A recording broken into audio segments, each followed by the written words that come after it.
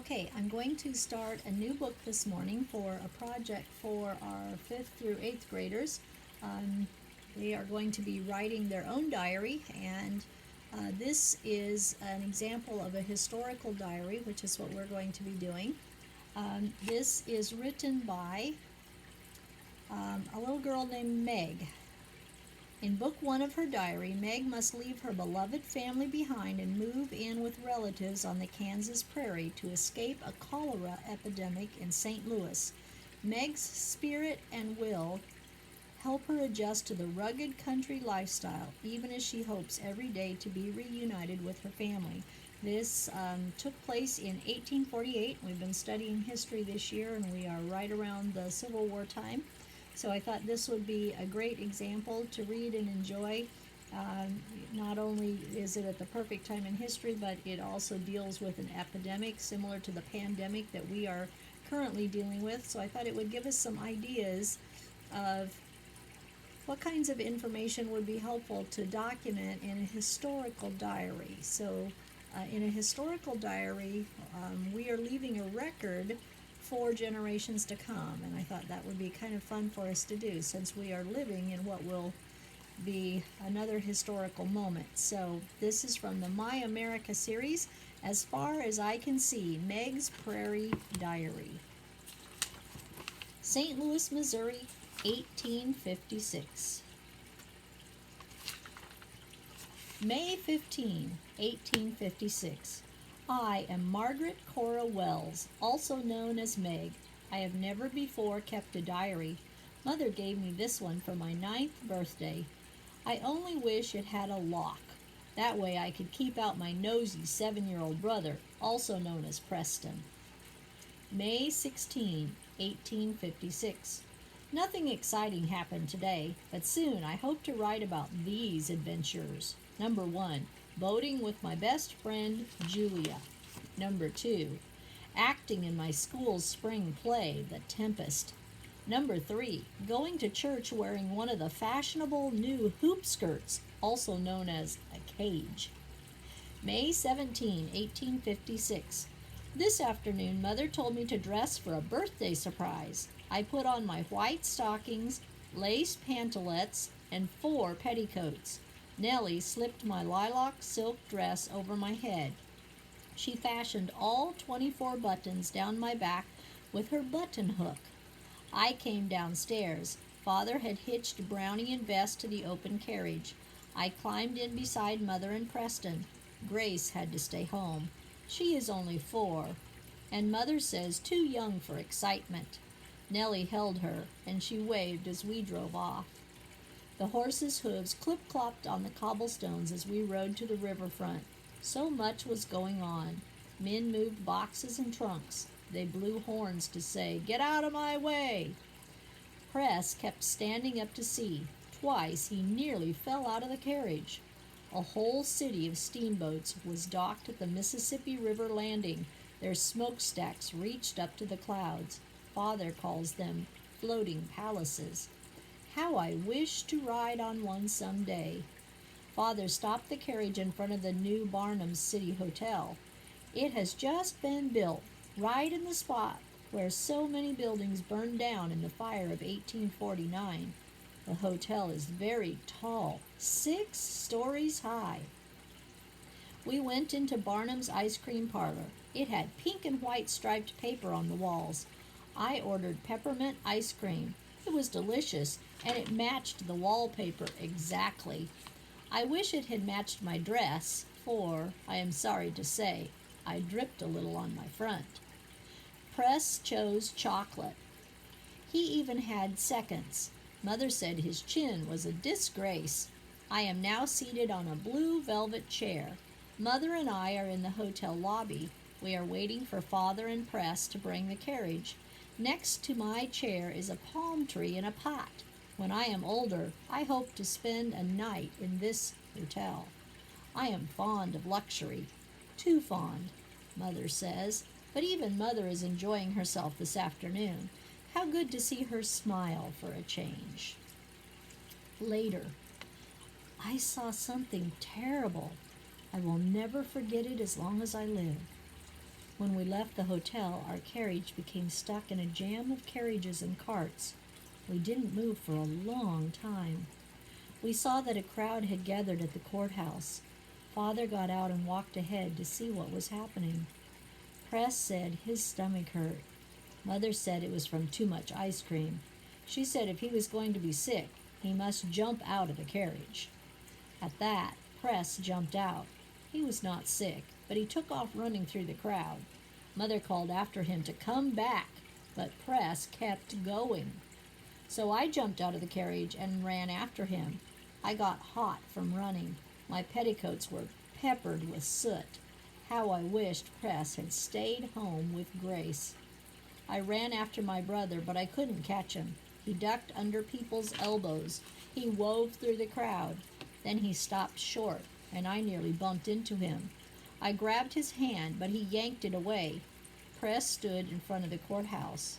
He stared up at a Negro family on the steps, a father, a mother, and a young daughter.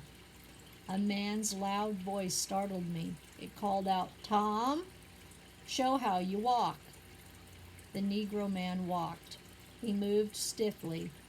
Then I saw why. He had iron chains on his ankles. I did not understand what I was seeing, but I knew it was awful. The little girl looked so frightened. I tried to pull Press away, but he would not be pulled. "Bitters," the man called. I saw that he held a whip. "Come feel Tom's muscles. He can lift heavy boxes. He has years of hard work left in him yet. Buy him alone or with his wife, a fine house slave." Now I knew what was happening. Tom was a slave, and he was being sold. A hand clamped onto my shoulder. It spun me around, and I saw no more. I looked up at my father's red, angry face. He was glaring at the scenes on the steps. He kept one hand on my shoulder and the other on Preston's. He hurried us back to the carriage. I cried all the way home. Bedtime. Mother came to tuck me in tonight. My voice shook as I asked how one person could be sold by another. Mother said what I have heard her say before, that slavery is a terrible evil. She said many people called abolitionists are working hard to end slavery, to make it against the law. They help slaves run away from states where slavery is allowed. They help them ride on the Underground Railroad. It's not really a train, Mother said, but a series of secret hiding places called stations. People called conductors take the slaves from station to station, all the way to freedom. Oh, how I hope Tom and his family will find a way to ride on the Underground Railroad. May 22nd, 1856. Grace cried most of last night. Mother says she has a little fever. May 23rd, 1856. Grace cannot keep her food down. She cries from stomach pains. Mother tries not to show it, but I can tell that she is very worried. Later. I came home from school and found Mother busy tending to Grace, so I have come into the parlor to look at the photographs on the piano. One is in a case lined with blue velvet. It shows my Aunt Margaret. She is Mother's younger sister. I am named for her, but I look nothing like her. Aunt Margaret has a round face and light hair. My face is narrow, and my hair is red like Father's. Aunt Margaret, Uncle Aubert, and their boys moved to Kansas Territory 2 years ago. It is not even part of the United States. Mother says Uncle Aubert moved because he wanted to own land, and her poor dear baby sister had to follow him to Kansas, Windy, Kansas, also known as the end of the earth. Another picture is in a case with black velvet. It shows small twin boys. They are holding hands. They are my brothers, Lee and Larry. They caught cholera in the terrible epidemic of 1848. I once heard Father say that the twins fell sick in the morning, and by nightfall they were dead. Thousands of people in St. Louis died of cholera that summer. I was only 2 years old. I cannot remember Lee and Larry, but Mother never forgets them. Not ever. Preston just ran into the parlor. He is pulling his kite, shouting for it to fly, fly, fly. My friend Julia says that just watching Preston can wear a person out. May 24th, 1856. Something awful has happened. Mother has come down sick. No one says the word cholera, but I can hear it in the silence. I am very frightened. May 25th, 1856. I heard Father's footsteps on the floor above my bedroom last night. Back and forth, all night long. Today is Sunday, but we did not go to church.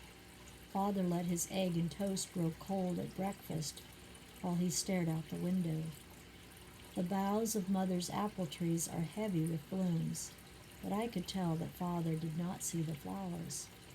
I am not allowed in the sick rooms, so I have come out to the garden. Bees buzz above me as I write. The apple blossoms smell sweet and sad at the same time. Later, I overheard Father tell Nellie that Mother is out of her head with worry over Preston and me. He said that if we come down with cholera, it would kill Mother. She fears that another epidemic will strike St. Louis this summer. She has made Father promise to send us away until fall. Away? But where? Later. I write by candlelight. If Nellie catches me, she will scold. She will tell me how a breeze can blow a wind curtain into a candle flame. It can start a terrible fire. But I'm too hot to sleep. The netting over my bed seems to keep out air as well as mosquitoes. I pray that Mother will not send us away. I want to stay here to write in my diary. Mother and Grace are well again. May 26, 1856. Mother has not changed her mind. Tonight at supper, Father had news for Preston and me. We are going to Kansas to stay with Aunt Margaret for the summer.